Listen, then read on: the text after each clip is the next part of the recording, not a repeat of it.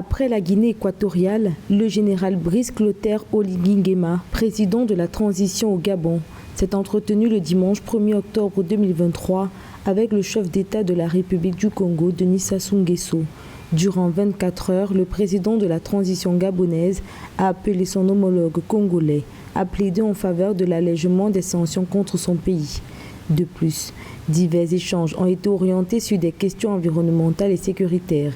Des échanges qui devraient permettre aux deux nations de consolider leurs rapports.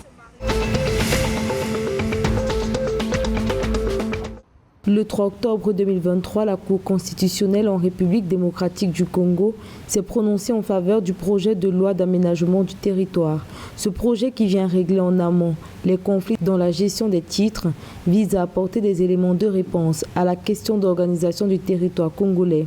Cette initiative législative présente plusieurs innovations, notamment la clarification de la démarche de l'aménagement du territoire, l'introduction dans un cadre légal des concepts comme espace fonctionnel, corridor, armature urbaine, offrant le cadre spatial approprié pour l'élaboration des politiques et leur mise en œuvre. Pour plus de 11 millions d'euros, la Banque mondiale financera le câble sous-marin à fibre optique sur l'île de Sao Tomé et Principe.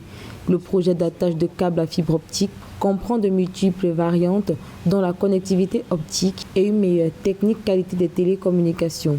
La mission de la Banque mondiale à Sao Tomé vise à identifier un emplacement où sera attaché le câble sous-marin à transporter par bateau, ainsi que d'autres contours techniques visant à mettre en œuvre le projet susmentionné. Au terme du second trimestre 2023, la production des industries du bois au Gabon est passée de 1,3 million de mètres cubes à fin juin 2022 à 982 006 mètres cubes à fin juin 2023, soit une chute de 30%. Cette régression serait due aux incidents récurrents sur la voie ferrée et le mauvais état du réseau routier en saison des pluies. Des difficultés qui ont affecté négativement l'approvisionnement des usines. En conséquence, les ventes aux industries locales ont baissé de 19,8%.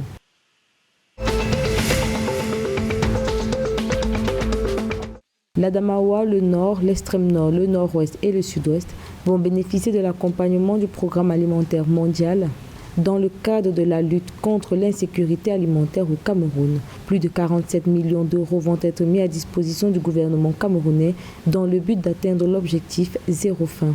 Cela comprend la stabilisation de la productivité et de la nutrition des communautés, la réduction des pertes après récolte, l'amélioration de l'égalité des sexes et de l'inclusion sociale et la promotion des opportunités de marché pour les petits exploitants agricoles.